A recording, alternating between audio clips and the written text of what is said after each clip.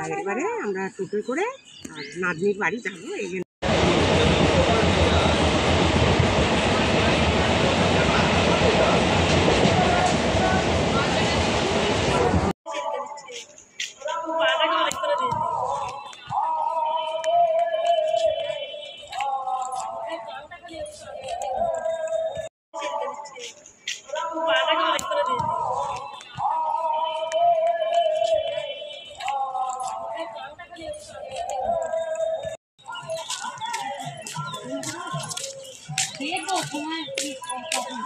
Charger নিয়েছিস?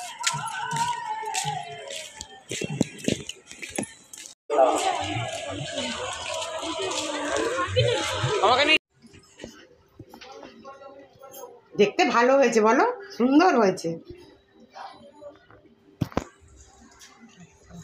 দেখো বন্ধুরা, আমার ফুলকপিটা ভাপা হয়ে গেছে। এবার আমি এতে একটু সর্ষের তেল ছড়িয়ে দেবো ওপর থেকে। ব্যাস, এটা আমার কমপ্লিট হয়ে গেছে। এটা আমি এবারে নামিয়ে দেবো। তোমরা দেখে বলো আমার ফুলকপির ভাপাটা কেমন হয়েছে।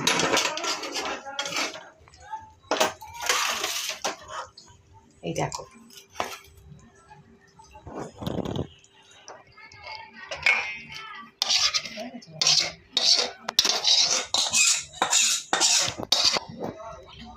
এই দেখো বন্ধুরা, আমার ফুলকপি ভাপাটা কেমন হয়েছে দেখে আমার কমেন্ট বক্সে একটু বলো, লিখে বলো।